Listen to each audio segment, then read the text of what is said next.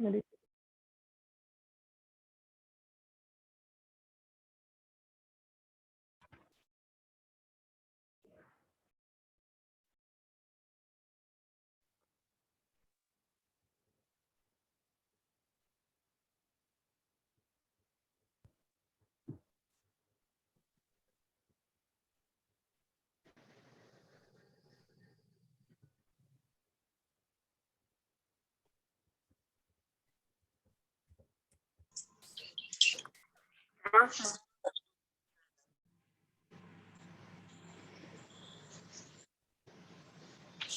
Now you can see me guys properly.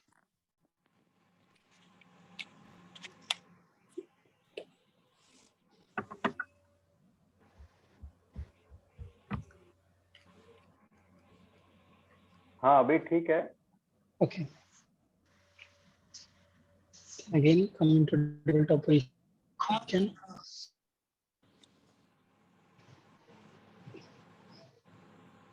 Again, inhale, take a hum and lean forward and exhale, come back.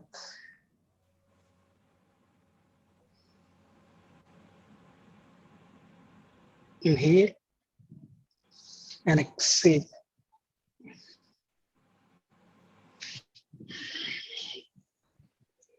Keep this continue.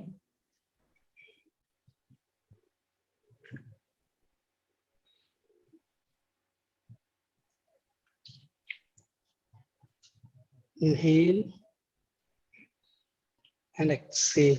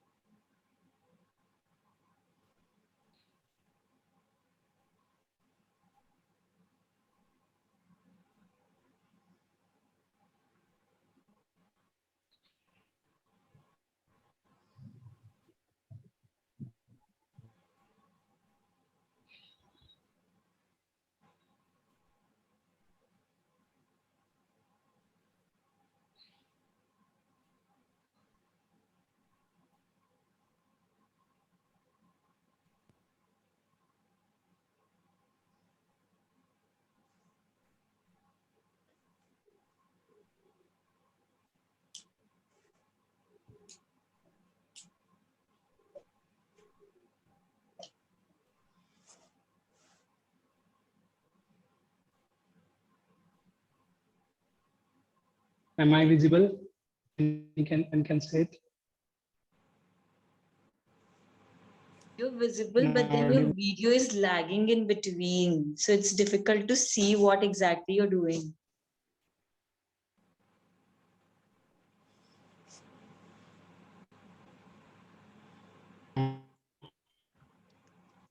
Because but I cannot I guess is due to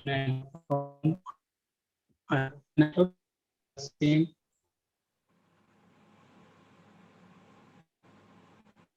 Sir, your voice is not clear. So is it possible some experienced participant can guide or give demo?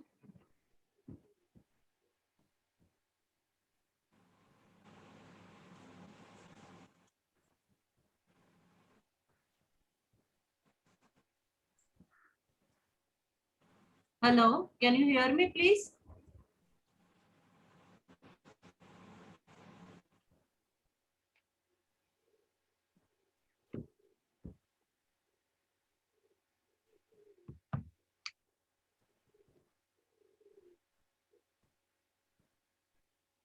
Yeah, I think he got disconnected.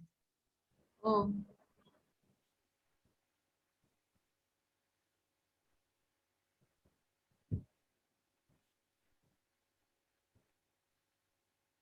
I think I have a suggestion here for the network issue.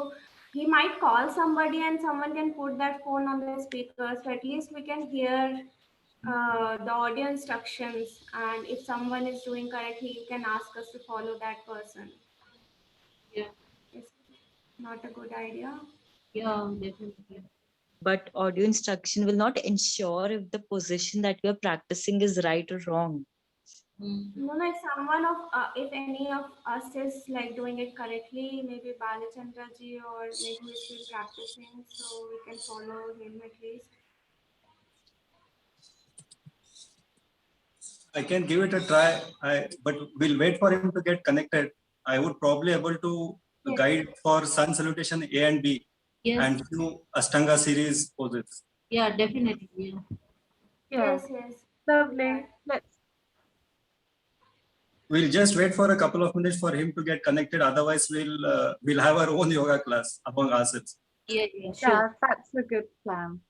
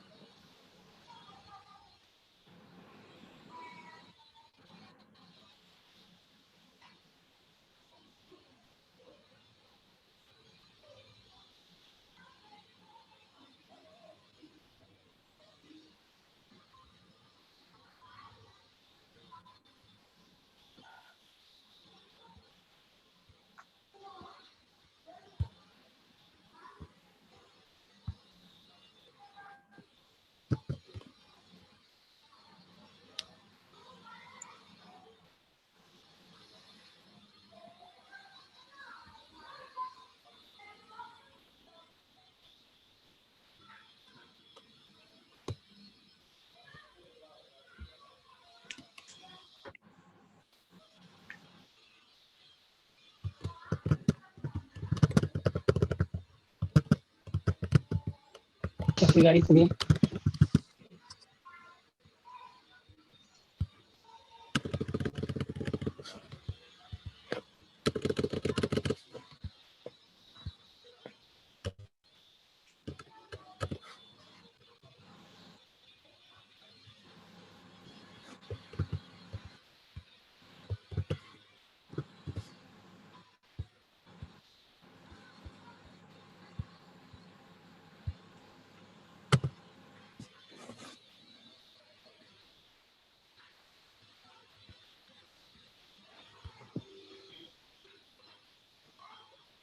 Saurav ji, can you hear us?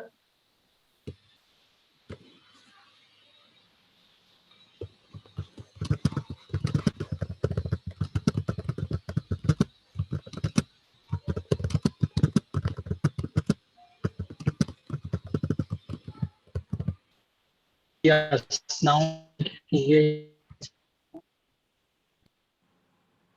Okay, now it's okay. Guys, tuck your toes, lift up your hips, and come for down.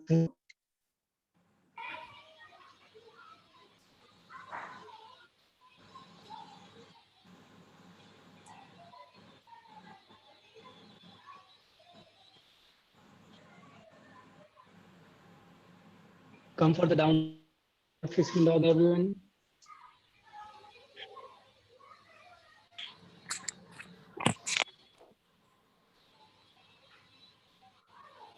Bend your knees one by one. Just try to touch your heels from the head.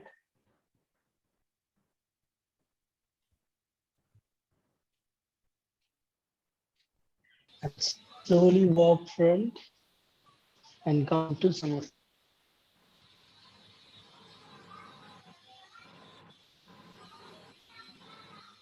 Now we'll do little bit of sun salutations. Warm up. Okay, come inhale, raise your both arms Saurabh up जी आप over soon your सकते हैं? head for Udrikshasana. जी जी जी जी बोलिए. Actually अभी भी आपका audio और video थोड़ा सा अनक्लियर है, हाँ यहाँ से सही, लेकिन आप लोग सही से मूव करो. ओके, आप हमें देख सकते हैं क्लियरली सबको? हाँ, सब भी दिख रहे हो मुझे मुंह करते हुए, आपकी आवाज भी सही आ रही है। ओके ओके, आ जाइए मैट के फ्रंट में, come in front of a mat, take one distance So from is a it mat. possible that one among us takes the तो बाकी लोगों को क्लियर है, सिर्फ आपके, क्योंकि शायद आपके यहाँ पे वेदर खराब होने के कारण we are not getting you very well. So at least what we can do is one of us will do it. आप सिर्फ वहाँ से observe करके you can correct our positions or something is going wrong, so that we are able to proceed with the class. If that is okay with you. Oh, okay, okay. So who can Balchandra ji can guide us properly, I think. I will try to go ahead with some basic warm-up asanas followed by सूर्य नमस्कार A and B. Yes. मेरे से आपसे request रहेगी कि जब भी मैं गलत जा रहा हूँ, you can just correct me please. Okay, okay, yes. Good. Everybody is fine, then it's okay.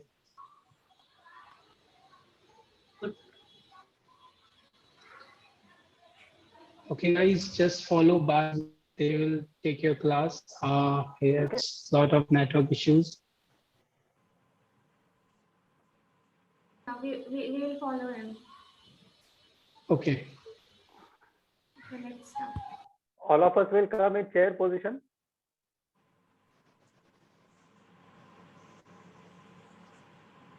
With inhale, look up. Exhale, make an arc and look down.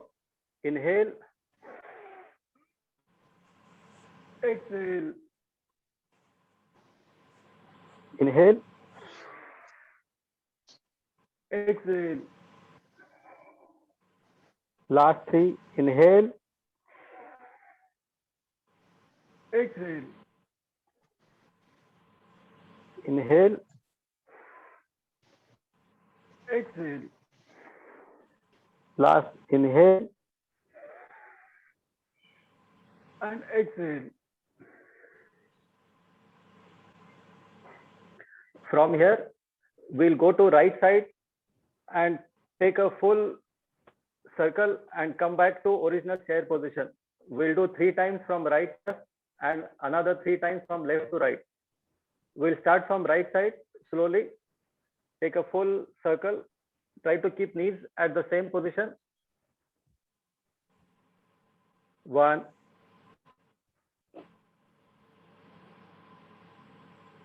2, and 3. Change from left to right.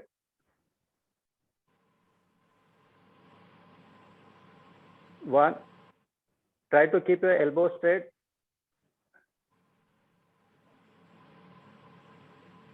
2.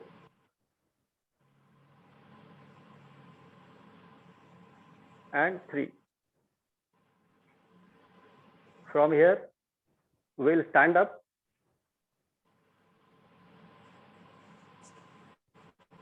And put your hands on top of your head and push them outward.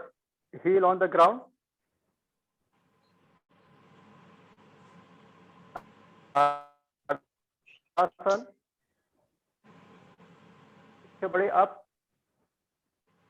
From here, slowly come on your toes and down on heel. We'll do 5 times up on toes and down on heel. Up, down, up,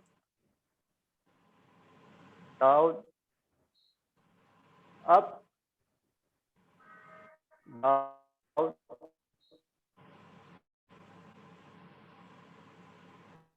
up. Last up, and we try to there for 5 seconds. Up, 5, 4, 3, 2, and 1. Down.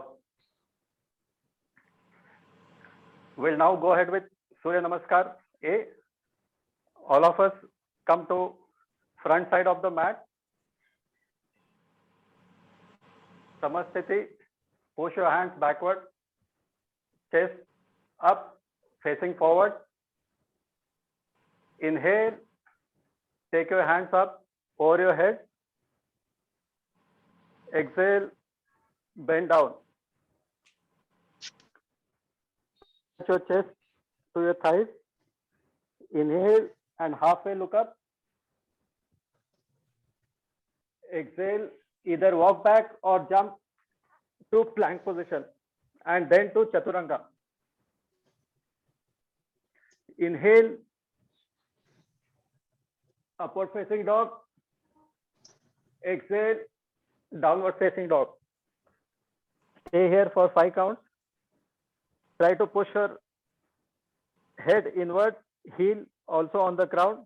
5, 4, 3, 2, and 1. Either jump forward or walk forward. Halfway look up.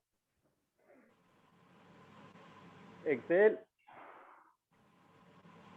and up. We'll do 4 more. Exhale. Inhale and halfway look up. And jump back to plank position, then to chaturanga. Inhale, upward facing dog. Exhale, downward facing dog. Stay here for 5 counts. 5, 4, 3, 2, and 1. Jump forward or walk forward. Halfway look up. And both hands up. 2. Exhale and go down. Inhale, halfway look up. Exhale and jump back to plank position, then to chaturanga. Inhale, upward facing dog. Exhale, downward facing dog. Stay here for 5 counts. 5, 4, 3, 2, and 1. Jump forward. Halfway look up. Exhale and up. 3. Last 2. Surya Namaskar A. Exhale, down. Inhale, halfway look up. Exhale and jump back. And chaturanga. Inhale, upward facing dog. Exhale, downward facing dog. Stay here for 5 counts. 5, 4, 3, 2, and 1. Jump forward. Halfway look up. Exhale. And up. Last set. I will not be telling name of pose now. I will be only saying inhale or exhale. Exhale. Inhale. Exhale. Inhale. Exhale. Stay here for 5 counts. 5, 4, 3, 2, and 1. Jump forward. Inhale. Exhale. Inhale. Both hands up. And Samasthiti. So now you can hear me because I guess now problem is okay. Now you hear me properly? Yes, yes. Yes, yes. Yes. Okay. So today we have done the standing posture. We will do sitting posture. Just coming for that, we will go into posture from sequence. Okay. Inhale is your bone.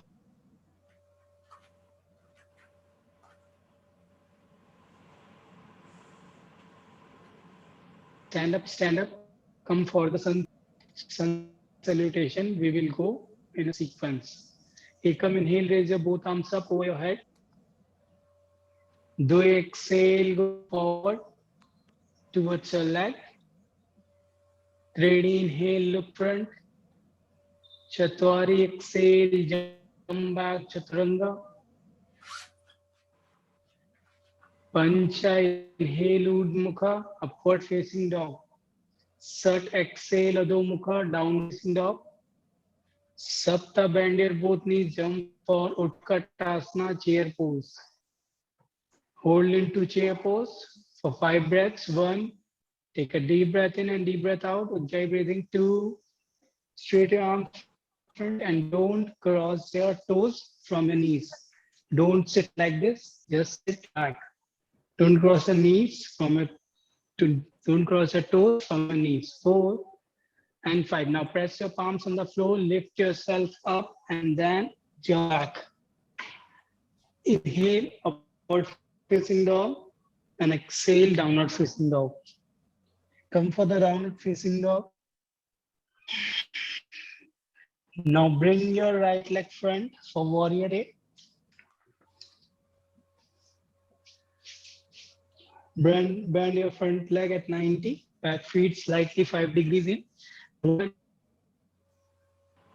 2, 3, 4. Now yourself to the side, left side warrior 8.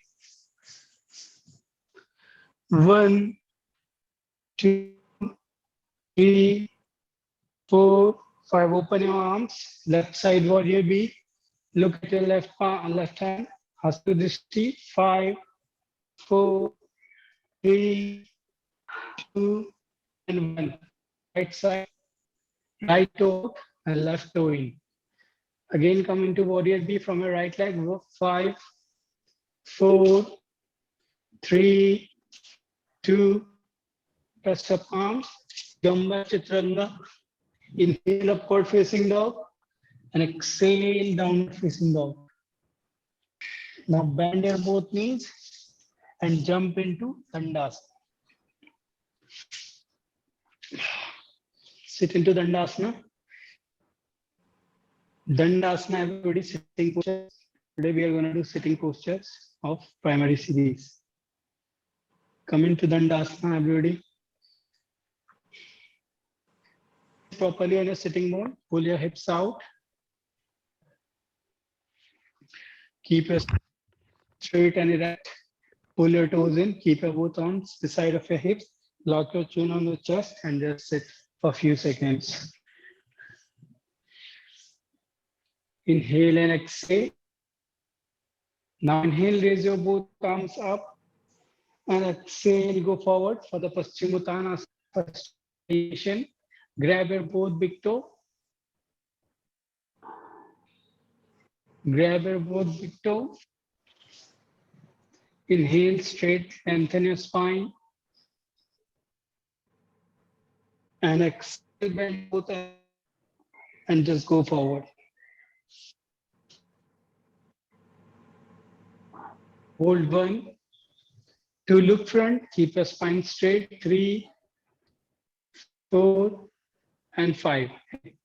Inhale, straight your both hands. Don't lose your grip. Just straight your both hands. Don't come back directly. Straight your both hands. And then inhale, come up, exhale, release your palms on the mat. Now we'll do second variation of Paschimottanasana. Again, inhale, raise your both arms up. Exhale, go forward, grab your feet from up. Like this, grab your feet from up. Inhale again, open your chest, open your heart, look up, lengthen your spine, exhale, then bend your elbows and touch it on the mat. You have to bend your elbows and try to touch it on the mat. Hold 1. Yourself further, move 4 as much as you can move. 4. And one inhale again, straight your arms.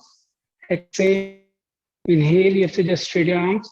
Exhale, release your palms on the floor.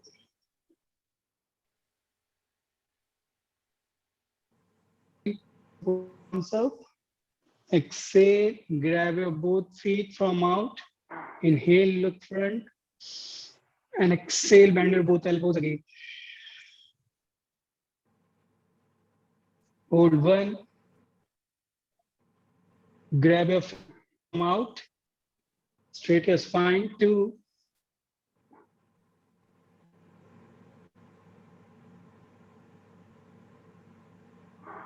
Inhale, straight your elbows and place it on your mat. You can grab your wrist. If you cannot reach, just grab wherever you want. Grab your wrist, right wrist. Inhale, stretch yourself up. Exhale, go forward.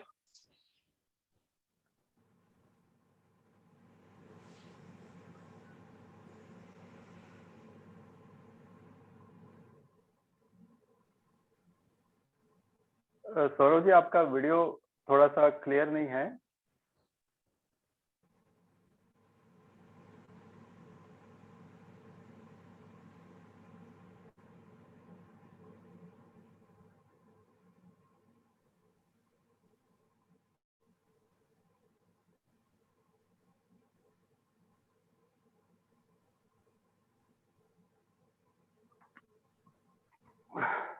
I guess log out हो गए हैं वो फिर से.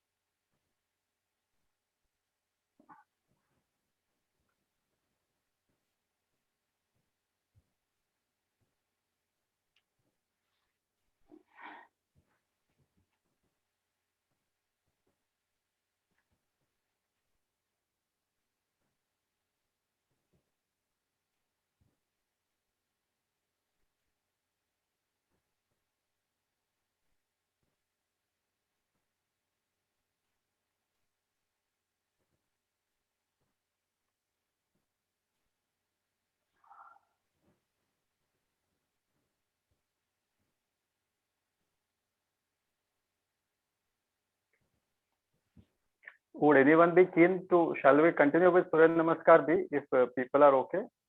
Yes. Yeah, continue, please continue.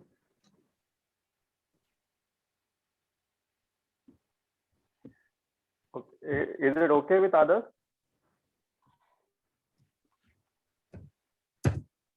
Yeah, please continue.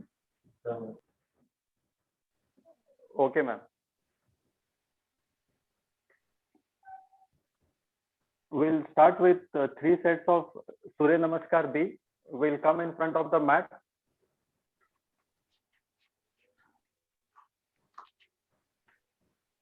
Samasthiti.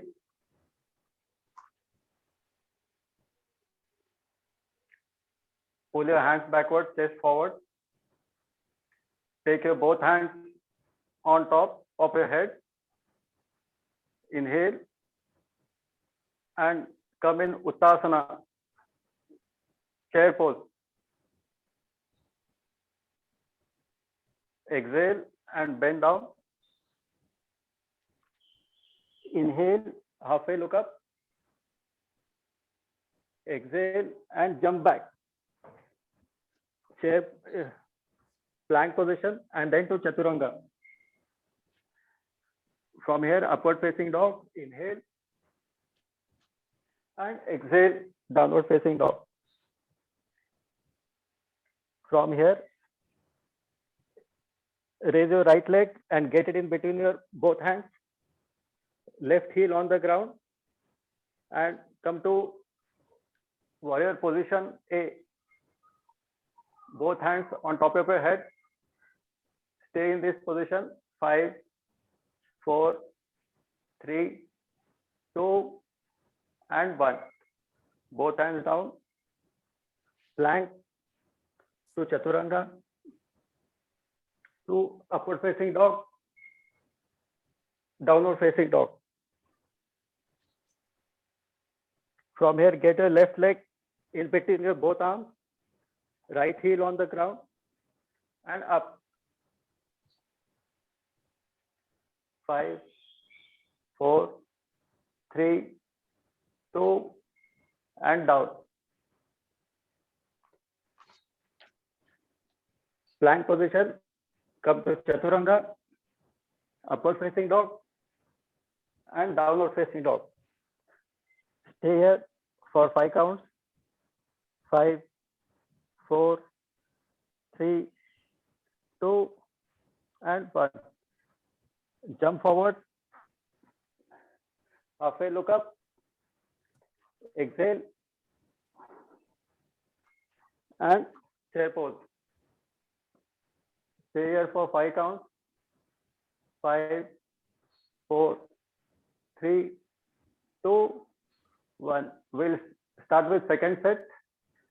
Exhale and down. Inhale, halfway look up. Exhale and jump back to plank and to Chaturanga. Inhale, upward facing dog. Exhale, downward facing dog. From here, raise your left leg and get it in between your hands. Right heel on the ground. And we'll go to Veerbhadrasana B.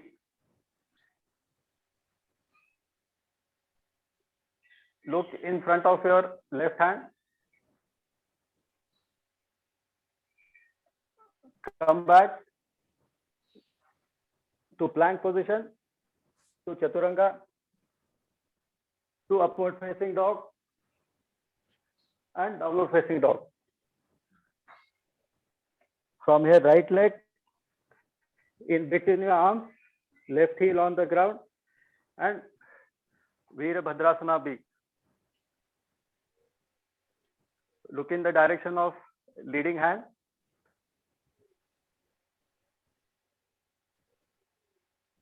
From here, both arms down, plank to Chaturanga, upward facing dog, and downward facing dog. From here, jump forward and halfway look up. Exhale and back to chair position. We'll do the last set of Surya Namaskar B. Exhale.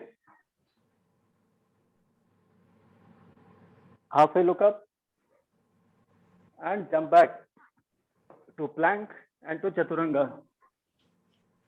Upward facing dog and downward facing dog. From here, right leg ahead,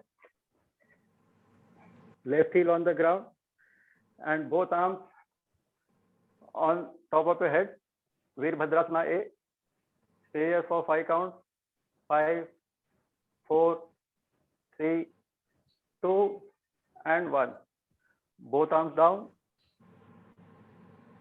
Leg back, Chaturanga. Upward facing dog and downward facing dog. Left leg in between both arms. Right heel on the ground and to Veerbhadrasana A. 5, 4, 3, 2, and 1. Both arms down to plank and to Chaturanga. Upward facing dog and downward facing dog. Stay here for 5 counts. 5, 4, 3, 2, and 1. From here, jump forward. Halfway look up. Exhale. And to chair pose. Stay here for 5 counts.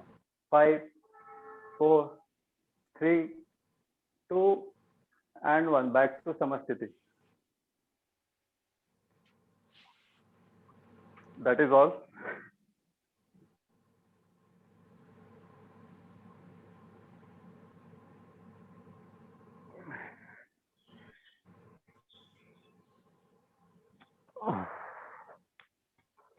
Thank you.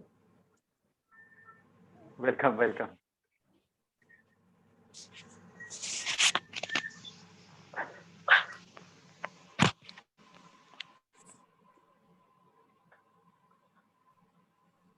Thank you, sir. No, don't call me sir. If any one of you also would like to teach any pose, we will learn from each other. I don't think he's going to come back now because of the weather. Yeah. Thank you. Actually- Gotta go. See you later, guys. Yesterday there was a class. They were about to teach us how to jump forward. So do you know Okay. that pose? Like, it was a little difficult. 1 minute. Jump back to Chaturanga, and from downward facing dog, when you come ahead, that is the jump you're talking about. Yeah, and then they were taking their legs in front. Okay. I'm not perfect, but I'll tell you what I know. If it is helpful to you. Okay.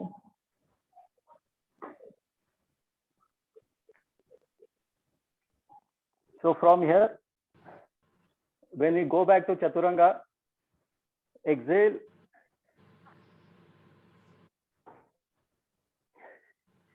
You have to take the entire weight on your shoulders, and you have to be straight so that the legs can, it takes time. It doesn't happen in a week or 2 weeks. We have to keep building up our shoulder strength. And while coming back from downward facing dog, bend and come. So it is difficult for me also. It's the only thing we have to keep trying. Unless we build up this, it's my opinion, build up the shoulder strength and arm strength. It will come slowly, but we should keep trying. Okay, thank you. I think the important thing with the jump back is, apart from just the shoulders, it's actually rising, making the hips rise up. So it's, you're lifting your hips up. That's the movement. It's when you're going back, you have to move your hips up. And when you're going forward, you have to perhaps bring your palms a bit closer and you bend your knees and push forward. That makes the jump easier. Correct, correct. You are also correct. Actually, when we take out a hip, our core strength has to be that much good. The core has to take the entire weight of the hip. Otherwise, apart from the arm strength, yes, the core also has to be built up well. Yeah, you have to have the core engaged. But yes, with the practice sessions, until you actually get the strength, you practice raising your hips up when you go back. Correct, correct, correct.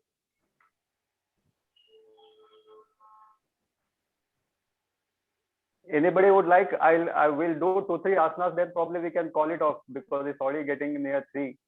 Yes. Yeah, please tell. Okay. So all of us can do together. I mean, we are all in this together. We can lie down on your stomach. We'll be doing Bhujangasana. Keep your arms next to your chest and slowly raise your body only till your navel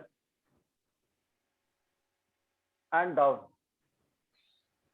We'll do this 5 times. 1, exhale. 2, exhale. 3, exhale. 4, exhale. We'll do 5 and hold there. 5. Our body is up only till our navel area and down. From here, bend your legs, both legs, and catch your ankle. Hello. We'll do Dhanurasana. Mr. Balchitra, just one little error that I would like to correct here. I'm sorry, I don't Please, mean to please. interrupt. Yeah, but like I have Please, been please. practicing yoga for last 5 years and teaching also. So there's just 1 or 2 mistakes that you're making in Bhujangasana. That is, you need to keep your legs together in Bhujangasana. Both your legs have to be together. Yes, your heels have to be touched with each other. You have to bring both your legs. Yes, exactly. You have to make it. And your hands, your palm should be directly under your shoulder. Yeah. And your elbows close to your body. Elbows closer to your body. Now slowly lift till the navel. Let the navel touch the ground. Slowly lift. Okay, stop. Keep your neck and shoulder very relaxed. Don't put any strain on your neck and shoulder. Similarly, very slowly come down. Yeah, you have to keep your legs joined. Okay, okay. You do not have to separate your legs at any point in this. This way, all your pressure when you're will come on. So any pain you'll be having in those 3 muscles and bones, it will go away. Okay, thank you. Thank you so much. No problem. Could someone write the name of the posture for me? I've not heard this before. Could someone write it down for me on the chat so I can see? Yes. It's called Yes. Bhujangasana. Thank you. Sorry, I still can't quite work out the oh, no right. Super. Thank you. Thank you very much. Oh, so it's actually It's it's Bhujangasana. the cobra, isn't it? It's similar to the cobra pose. Yes, Yes, it's yes, it's cobra pose. In cobra pose, you have to lift your entire body, right, till your Yeah. this thing, pelvic muscles, That's pelvic right. bone. And you have to open your chest up and close your shoulder blades together. Yes, Yeah, lovely. but when you're doing Bhujangasana, you have to make sure that your elbows are closer to your body.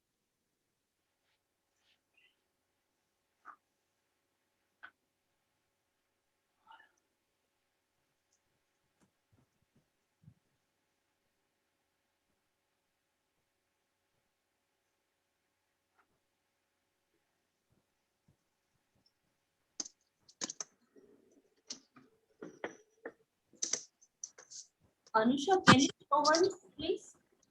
Yeah, just 1 second. I'll just set my camera and show it to you. Yeah.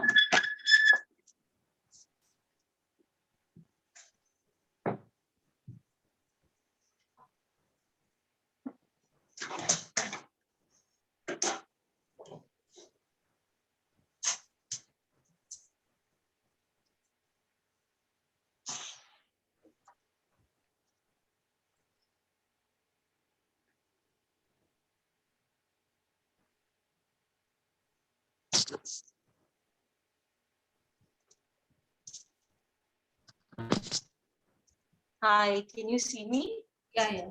Yes.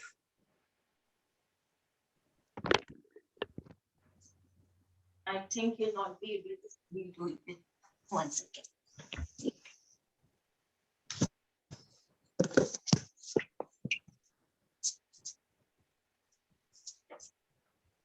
So when you're doing Bhujangasana, your both legs have to be together and stretched on the ground. Your hand has to be just under your shoulder, right? This part and your hand like this. Your thumb will fix here in this part. So you have to keep it like this on the floor. Yes? And your this thing, elbow should be closer to your body. Keep your neck shoulders relaxed and very slowly lift up.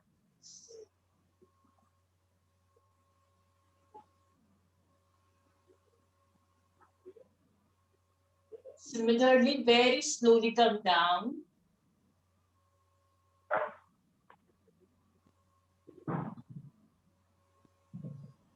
And stretch your body.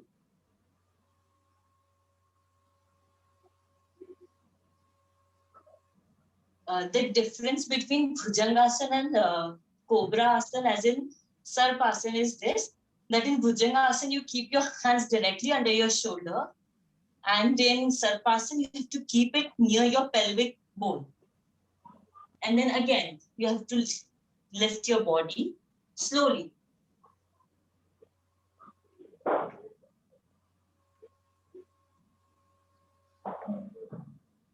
And come down very slowly.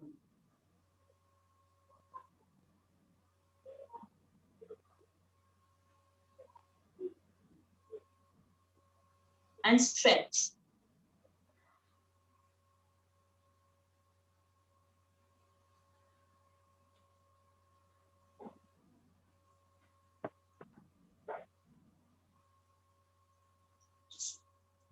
Okay, was it clear? Yeah, very much. Yeah. Thank you, Anusha. No problem at all. I think our next class is starting. Yeah. Am I audible to everyone? Yes. Okay, great. Okay. How is everybody? Thank you. Good. Good. It's really good to see all of you, all of your faces. Generally, the videos are off. So today I'm happy, like most of you have your videos on. Awesome. So let's begin today's class. Okay, so everybody back and neck straight and gently close your eyes. If you're wearing specs, you can remove them. And just come back to your breath. Watching your breath as it is.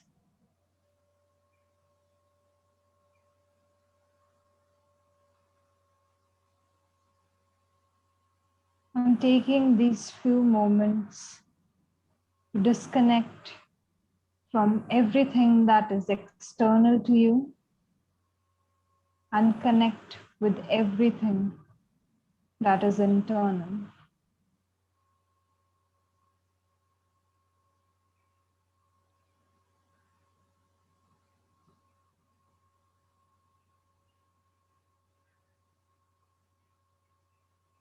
Allow your mind to settle down.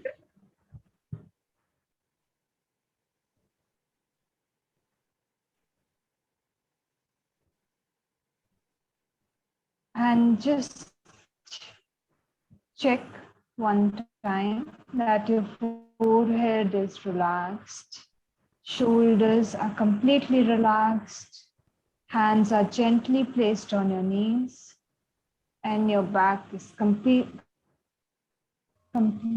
straight.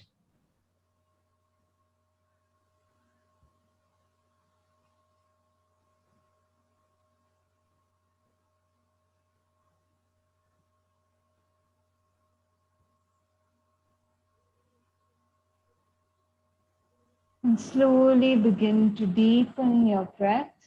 Long, slow and deep inhalations.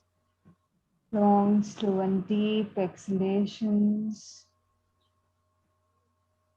Puraka and Re Chakra. Be very aware of your breath.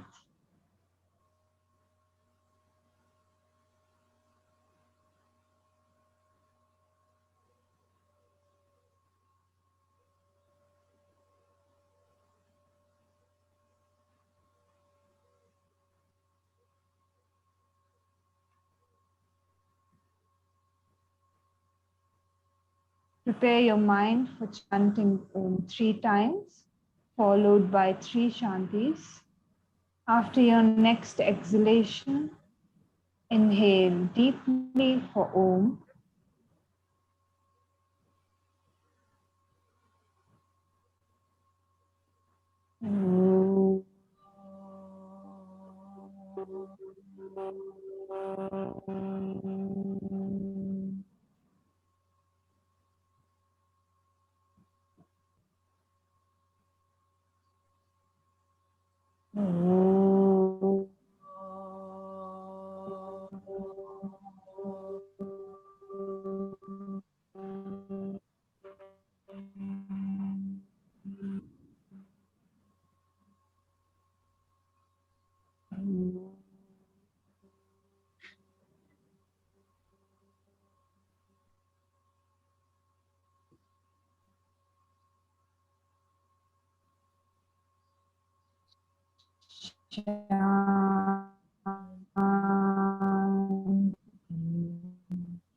Shanti.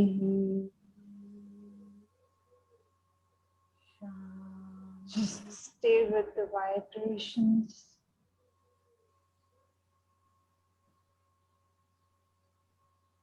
And now rub both your palms together. Place them over your eyes. And slowly, while blinking and looking at your palms, come back with a smile. And namaste to everyone. Let us begin today's class.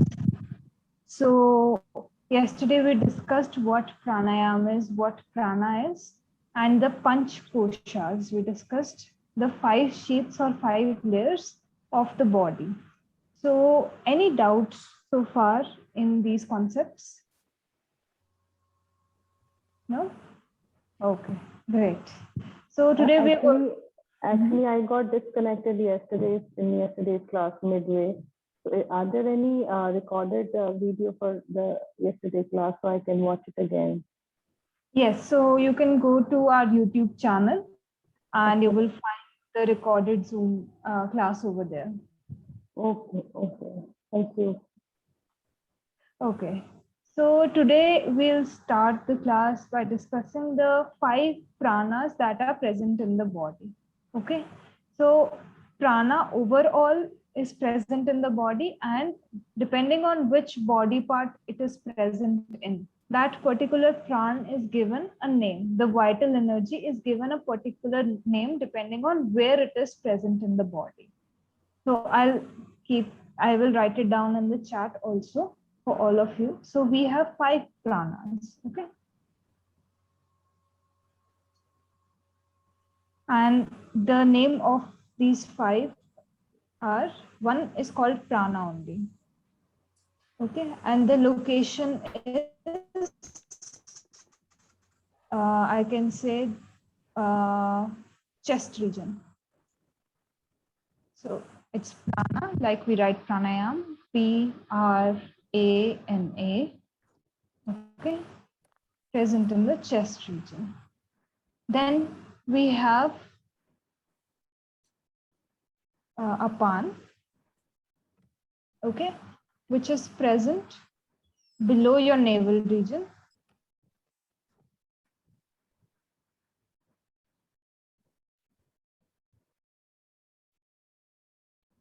Or I can also say that it is present in the lower abdominal area.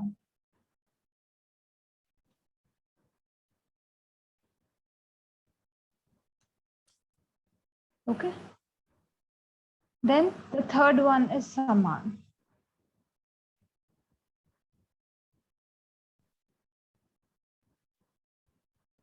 Okay, I'll just spell Apan because chat will not reflect in the recorded video. So Apan is A-P-A-N-A. Okay. Then we have Saman.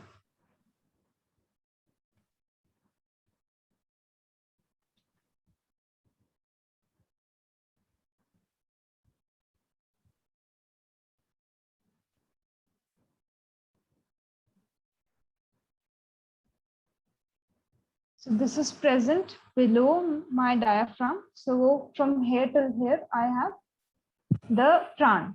Then from below my navel region, I have Apan. So the space that is remaining below the diaphragm and above the navel, that place has Saman vayu. Okay. So Saman is S-A-M-A-N-A. Okay. Then next we have Udan.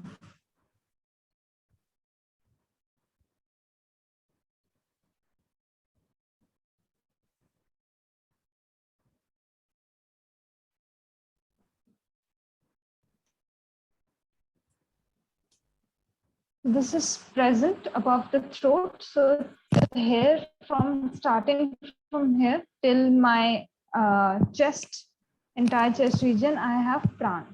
From here till up above, I have Udan, and it covers all my limbs. So my hands, both my hands and legs have Udan Vayu. Okay.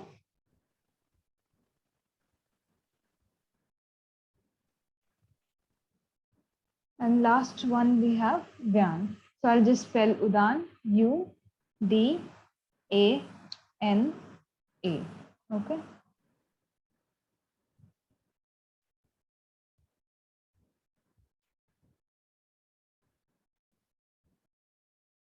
Okay. And the last one that we have is Vyan. V-Y-A-N-A.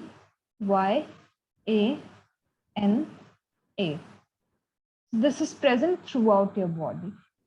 Okay.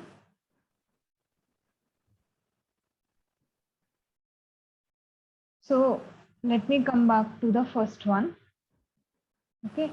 So all of your respiration, your inhalation, the pran is responsible for your inhalation process, getting the breath inside the body and into the chest and lungs. The function of the heart and the diaphragm is also covered by the pran vayu. Okay. This entire area, like all the functions and organs that are located over here, all the functions are conducted by the pran vayu that is present.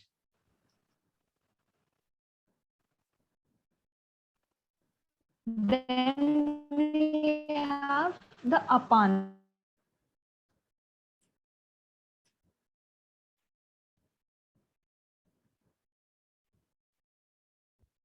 Because it is present below the navel.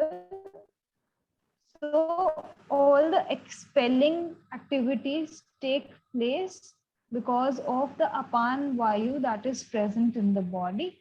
And even the process of exhalation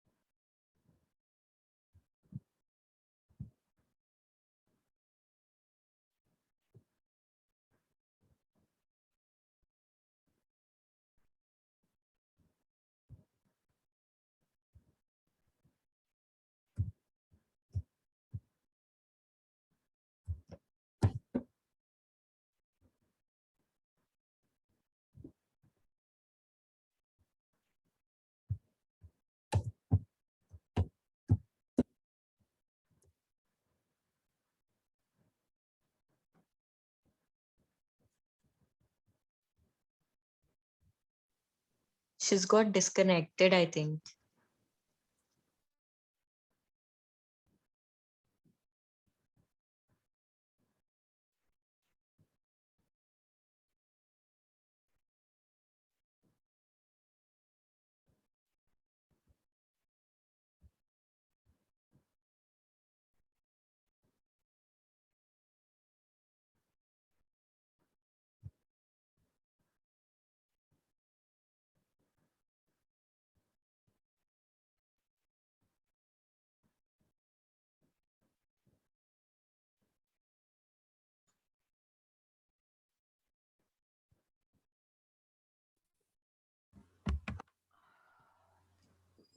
So sorry, the internet connection. Okay. We were at Apan.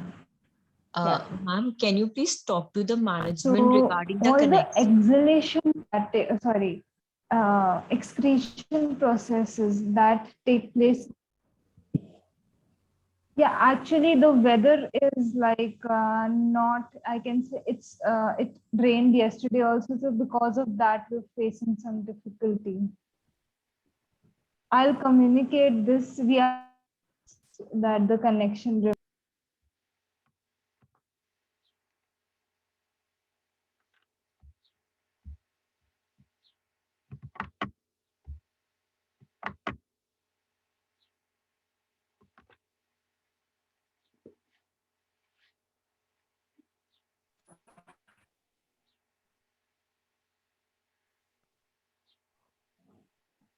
Okay. Am I audible to all of you? Yes. The connection is there. Yeah, the connection is quite unstable today, but yeah, let's hope the weather conditions get better, stable outside, so the internet isn't disturbed. Okay, so I'll continue. So I was on Apan Vayu. So Apan Vayu is below the navel region. So functions of the kidney, the large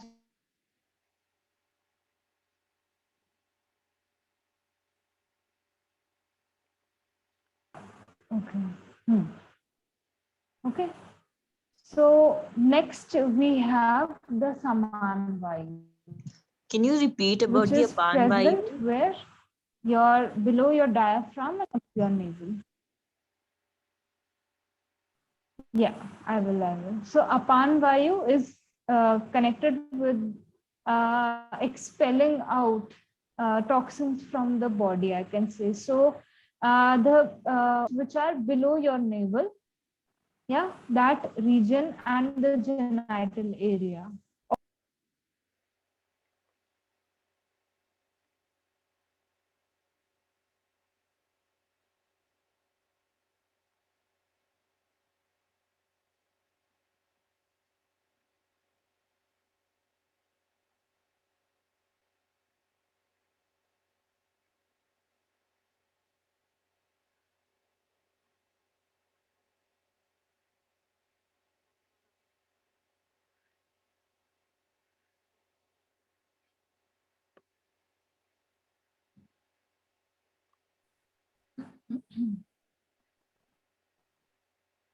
Okay.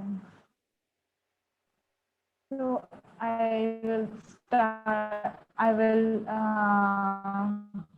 one more time. I will repeat for Apan. So the kidneys, the large intestine, all of these organs are present. All of these organs is done by the Apan Vayu that is present in your body. Okay.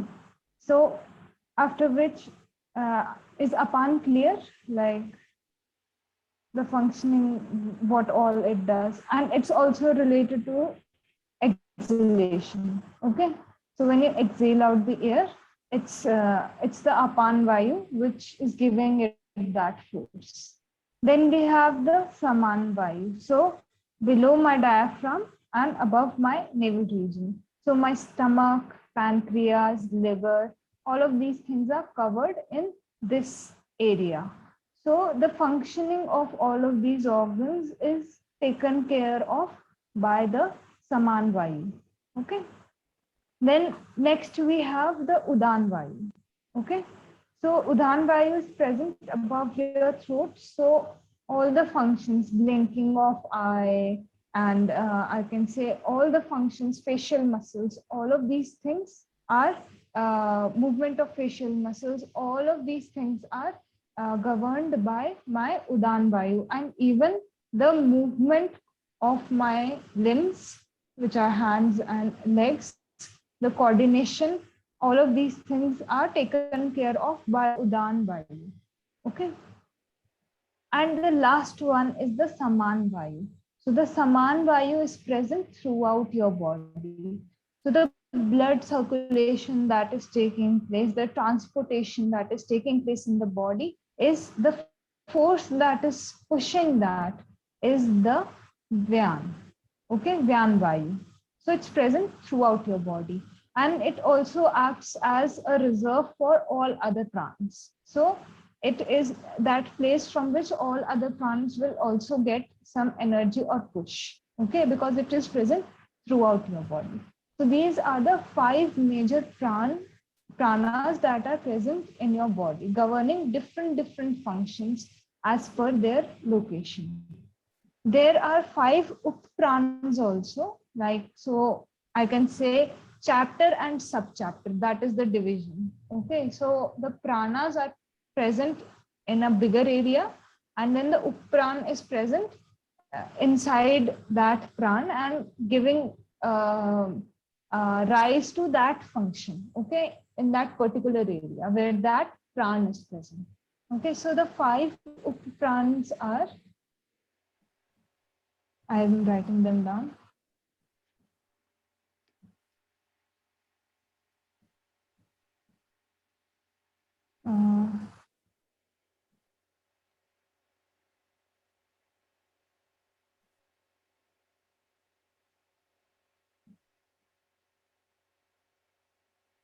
Wait, I'll just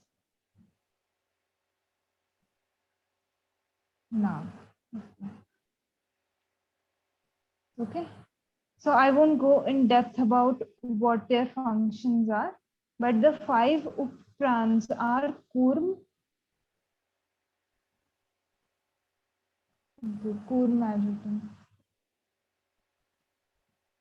Kurm, this is the right spelling. Kurm, Krikal, Devdutt, Dhananjay, and Nag. Okay, so I will spell all of these out also. Kurm is K-O-O-R-M-A, Kurm. Then we have Krikal, K-R-I-K-A-L.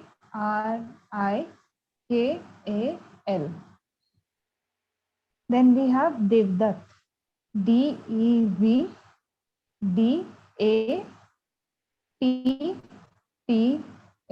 Devdutt.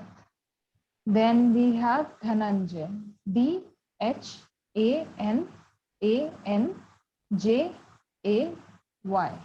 Am I going really fast? Or are you able to catch all of this? You're able to understand? Yes. Yeah. Okay. Then last one is Nag, N-A-G-A.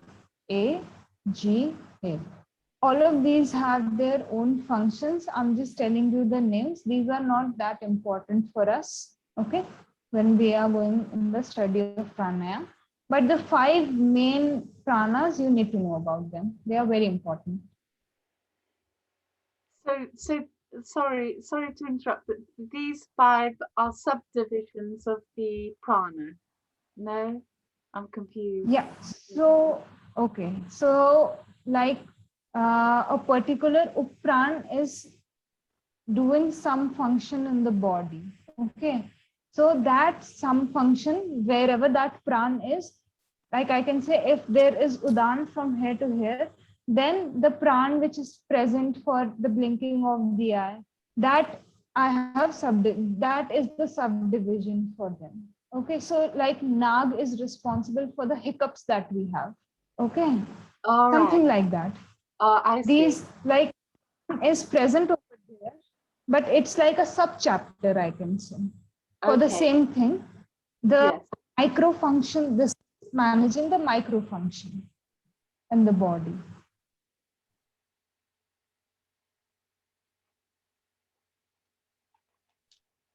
Lovely. Thank you. Okay. Welcome. Okay, so these are the basic things that you need to know before starting the practice of pranayama. Okay. Now let's come to why pranayama and breath is so important. So in earlier times, yogis realized that your breathing was directly connected to your lifespan. So we talked about this yesterday also. So when you look in nature, you see that certain animals live a very long life, longer than human beings.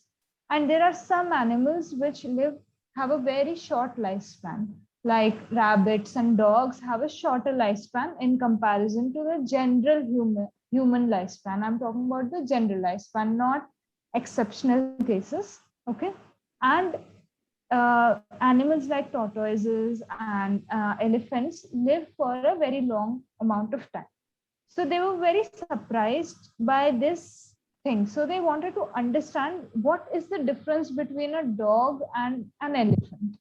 So the difference between both of them was their rate of respiration. Okay. So the dog breathes very fast. You must have seen the dog has a very fast breathing pattern. And if you observe the tortoise or the elephant, they take ample amount of time to inhale and ample amount of time to exhale. And I can say that human beings lie somewhere in between these two extreme spectrums. And we can say 70, 80, maybe till 100.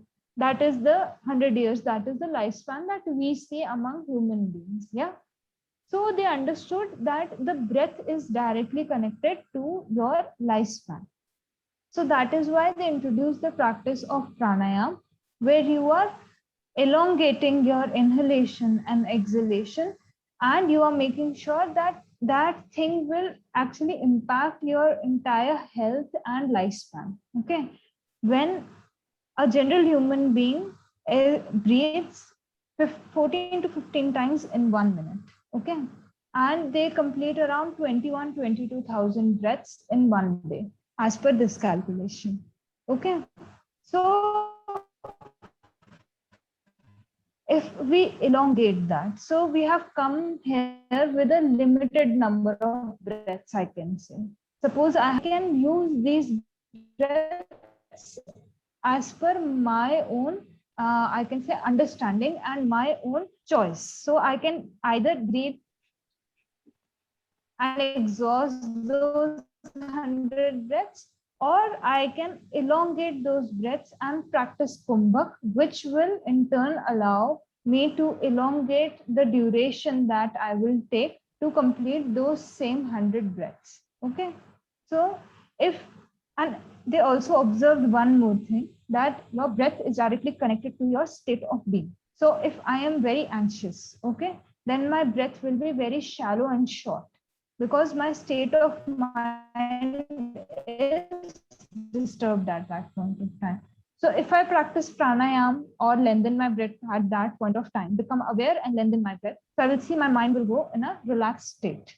It's the other way around also. If my breath is in a relaxed state, then my state of mind will be very stable. So when you meet someone, just by observing their breath pattern, you are directly able to get that understanding, in a way I can say, of how their state of mind is, because breath moves with the state of the mind. Okay. So if I'm having a particular quality of thoughts, the quality of my breath will change according to that. And if my breath is in a particular way, the thoughts will also move in that way and with that frequency. So if my breath is shallow, then lot of thoughts will come in. Okay. And when I elongate that breath, then I will see even the frequency of those thoughts is now going down. So that is what happens when you even sit for meditation. Just a general example. after a while, your breath becomes very subtle, slow, long, and deep. So you see, after a particular point of time, not a lot of thoughts are now distracting you. Maybe you sat with a very disturbed state of mind. But as you sit and meditate, your breath changes. And as your breath changes, you come into a more relaxed and calm state of mind. Okay. So both these things are very strongly interconnected. That was the basic understanding that a yogi gained when they tried to observe everything around them. And even if you see, asanas are also taken from nature, like we do a peacock pose, all of these things. So they were very close to nature and they tried to observe that, and they understood that if they could be in that way, there is something that they will achieve out of that. So there is a reason why nature exists in a particular way. So even most of, you will see asanas are like animal poses only, the rabbit pose, frog pose, all of these things you must have seen already, like with your asana practice. So all of these things, they connected with nature. They were very close to nature to observe that. Yeah. Yeah. I just need to ask something. Actually, somewhere I had read that a human being like us, like who's living in the grahast ashram, to be specific, like we all have very stressed minds, right? Somewhere or the other. So I had read that pranayam means controlling your breath, which affects your mental state, just like you mentioned, right? So if you're doing it with a stressed mind, won't it have a side effect on our brains or anything in the long run? No. How will, so the side effect is a positive effect actually. If you're sitting with a stressed state of mind and you are changing the way in which you're breathing. So the next time you're stressed, okay, observe this. Observe your breath first, okay? And then when you sit for, then go into some yogic practice. Go for asana, go for pranayam. Right now we're talking of pranayam. So go for pranayam. And then see how your breath deeper into your stress state. Why? Because when you go for such practices, you generally have an object to focus on. So if I talk of response, so from 10 stressful thoughts, you are going to one object.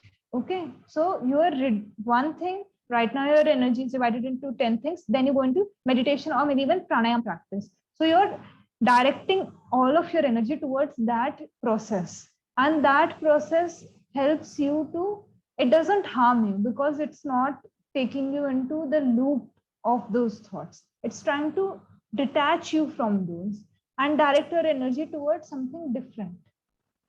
Okay, so that is how it helps you. It won't take you back into the thought loop, which is causing you stress.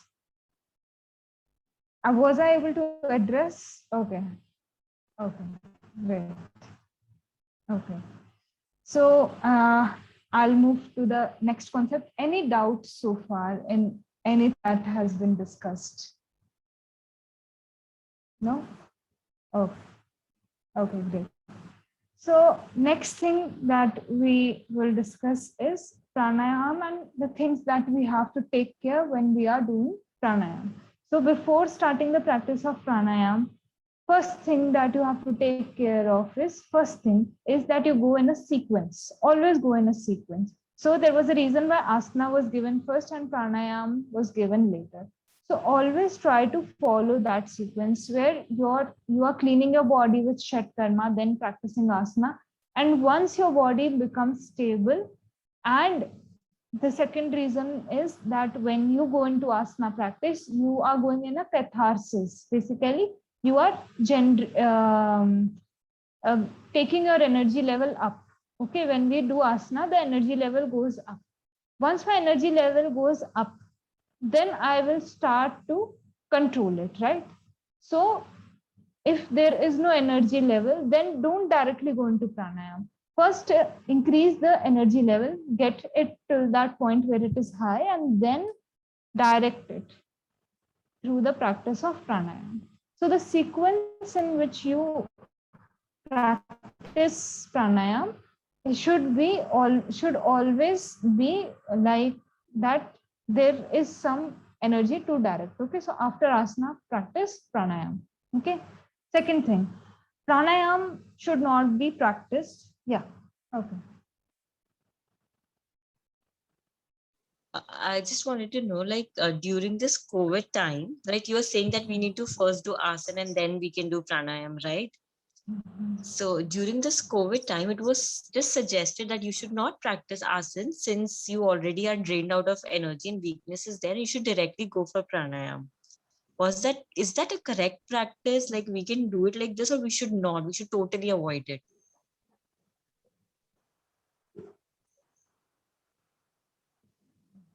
So in illness, you will avoid, and there are certain preparatory practices for pranayama. So we will be covering those in our coming classes. So abdominal breathing, thoracic breathing, clavicular breathing, yogic deep breathing, and you can even Nadi Shodhan is a pre-practice for pranayama. It is not a pranayama, it's a pre-practice for pranayama.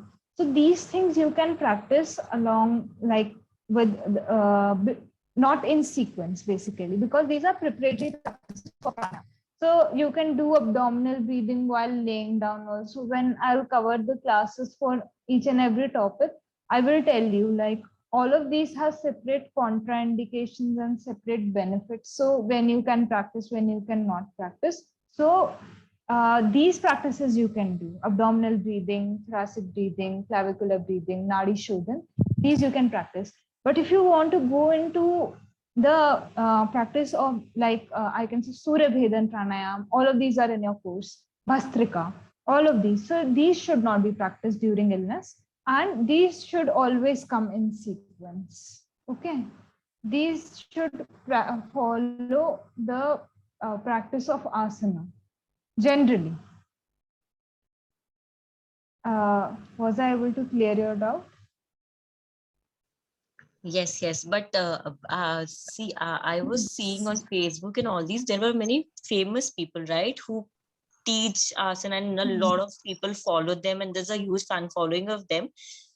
So they have been teaching the pranayams, like you said, there are certain pranayams that are not to be done in the illness, but then they were teaching those pranayams also, that no, you can practice this even when you're down with COVID, right?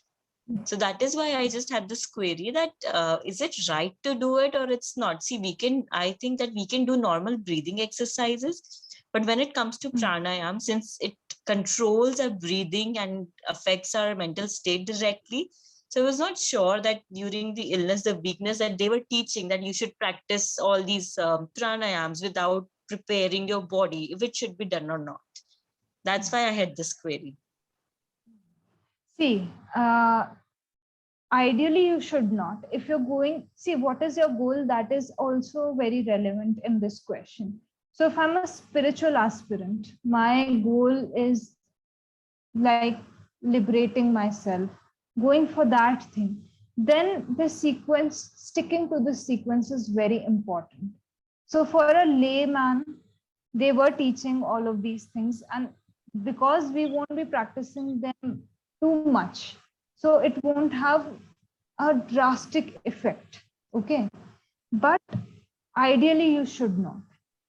If your goal is spirituality, then you should always follow the sequence that is given in the texts. Right now your goal is curing COVID or coming out of COVID. Basically, you can't cure COVID with pranayam, but you can strengthen your lungs and your immunity system through it. So your goal is very different when you are doing these things. So that is probably the reason why they have taught these practices, because they have actually proven to be helpful in COVID. Yeah. So this is clear or okay, cool. Okay, great. So we'll discuss a few more things. We have some time left. Okay. So where was I? I was at the contraindication. So in illness, you should not practice pranayama. Okay, you can do abdominal breathing, you can do other preparatory practices. And second thing that we take care when we are doing pranayama is the time of practice. Okay, so my time of practice, generally it is said that at dawn time or after the sunset. These are two timings which are given, which are considered to be good for the practice of pranayama. Okay. Can Then- you repeat again? There was a slight lag in the audio and video. Okay, yeah. So dawn time, early morning, or after sunset. These are the two timings that are said that it's good to practice pranayama in these two timings. Okay, you will see good effects and fast effects because of the way in which the nature is functioning at that point of time. I can say for a very basic understanding, sometimes our environment supports the practice and sometimes it doesn't support the practice. So during these two timings, the pranayama. Then the next thing that we have is the place of practice. So when you are practicing pranayama, make sure that the place where you are practicing pranayama be very well ventilated, so the air is easily able to move, but you're not sitting outside where the wind is too strong. So that should be avoided, but there should be proper movement of air when you are practicing pranayama. The space should be clean. The space should be set up in a manner where when you sit, you feel like doing pranayama. So if there is a mess around me in my room, then I cannot. So for us, if I talk about myself, so I like to set my space in such a way where my mat is generally placed at the same place in the room. Okay, so that the energy builds up over there. Second thing that I like to do is I like to maybe light a diya or candle, and I like to switch off the light. Okay, so that really already sets my environment to go into the practice of pranayama. So you can also do some things which suit you so that you are encouraged to practice, so that as soon as you enter that space, you feel the energy over there, and with each day you will build up that energy over there. Okay, so you can always set your space for all your big practices. This is not just limited to pranayama. Okay, then next thing that you will take care of when you're practicing pranayama is the clothes that you're wearing. Now if I'm wearing tight jeans, tight t-shirt, then what will happen is my body will somewhere be restricted by the clothes that I'm wearing. Okay, so when you're practicing yoga or pranayama, make sure that you're wearing loose clothes which are comfortable, so that even your body is able to exist comfortably during the practice. Okay, next point that is very important is it's connected to the time of practice only. That you have to practice on an empty stomach. Okay, so when you are waking up in the morning, your stomach is empty because you ate last night and there is a huge gap between your last meal and when you wake up in the morning. So that doesn't become too much of a problem. But if you're going for practicing pranayama in the evening, then make sure that you have had your food. At least 3 to 4 hours gap is there when you are practicing, going for these practices. And the reason for this is that if there is food inside your stomach, then you will never be able to go for deep breathing. Okay, and in pranayama, the preparatory practice is deep breathing, and after that you go into the technique, so that when you enter the technique, then already your breath has to be very slow, long and deep. Okay, so if there is food in your stomach, then you won't be able to lengthen your breath. Okay, it will cause strain on your diaphragm and even your lungs. And these are very, I can say, once you start becoming aware of your body, you will realize how sensitive your body is. Every little thing will impact your body. Every little practice impacts your body. So all of these things will impact your entire practice and the energy you build up during your practice when you are doing all of these things. So you have to take care of these certain things when you are doing pranayama. Next thing is, when do you eat or when do you go to take bath after pranayama? So at least a gap of 20 to 30 minutes should be given after the practice, because your body temperature changes when you practice pranayama, depending on which sort of pranayama, which kind of pranayama you are practicing. Okay. So sometimes you practice cooling pranayams, sometimes you practice pranayams which generate heat in the body. So your body will naturally take 20 to 30 minutes to get back to the normal temperature. So once that happens, then go and take bath, then go and eat food. Okay. Next thing is something we really like in India. It's very hot. Yeah. So we like to turn on the AC.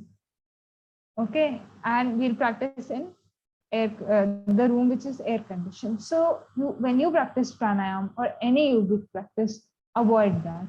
Even fan, sometimes for pranayama, even fan should be avoided because that changes the temperature of the room. Okay, that will affect the temperature of your body during that practice.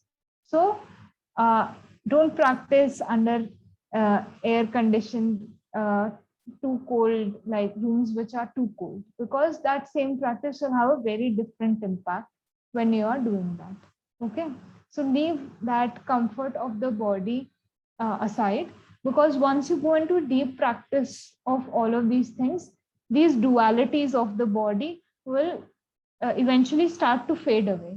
Like if I'm feeling too hot in the summers, then it is then I will also feel cold in the winters. So feeling cold and feeling hot are two dualities, and both of them exist together. So if like when you eventually practice yoga, you will come out of both of these things. You won't feel too cold also, you won't feel too hot also in the summers.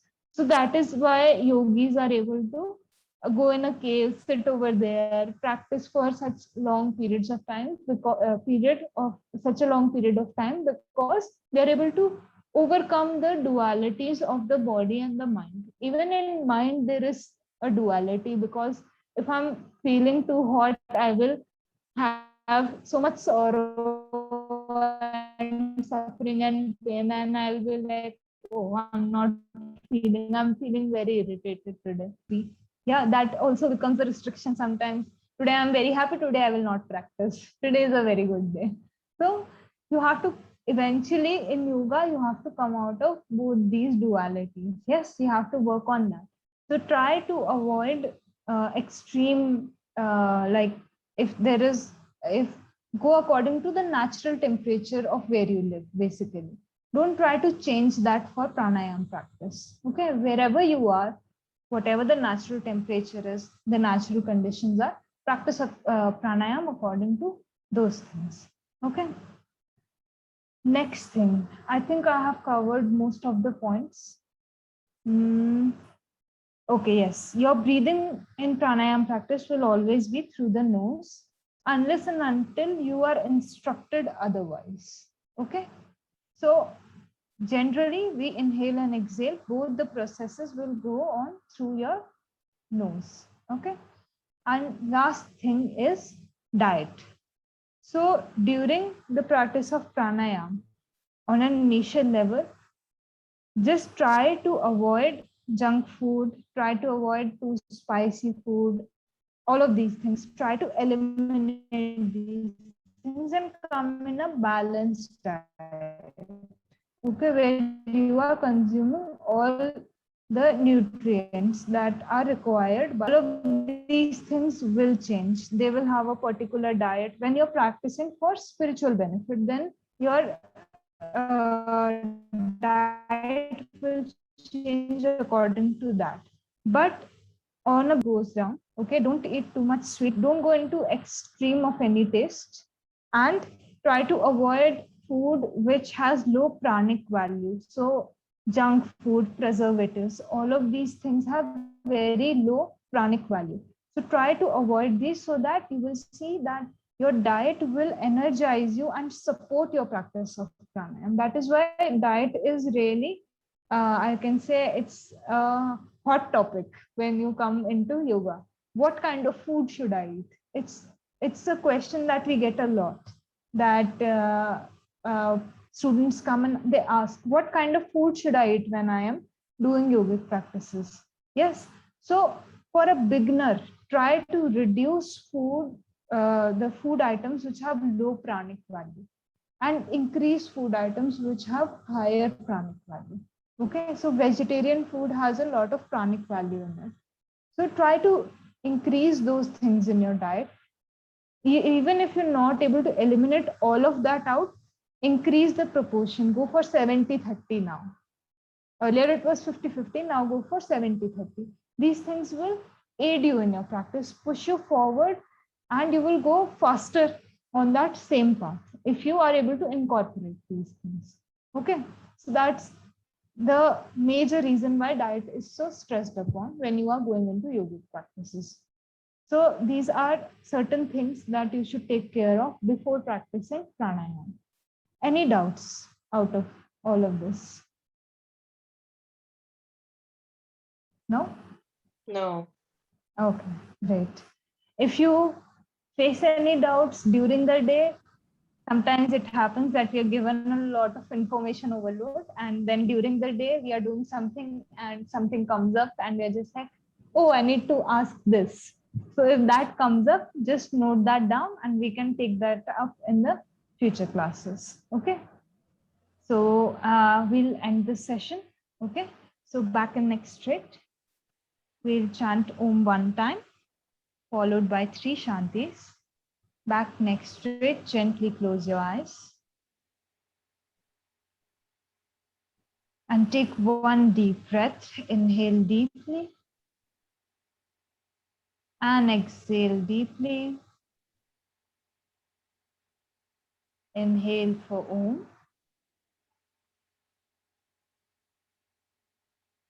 Om.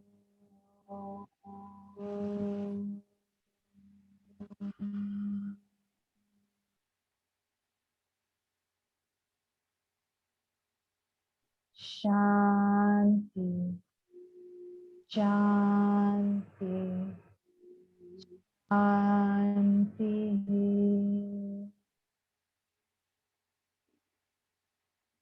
Join both your palms together in front of your chest and bow down. And remember any one incident from your past 24 hours that you are grateful for. And say a mental thank you. And now rub both your palms together. Place them over your eyes. And slowly, while blinking and looking at your palms, open up your eyes. And namaste to everyone. I will see all of you tomorrow. Thank you. Thank you so much. Bye-bye. Thank you.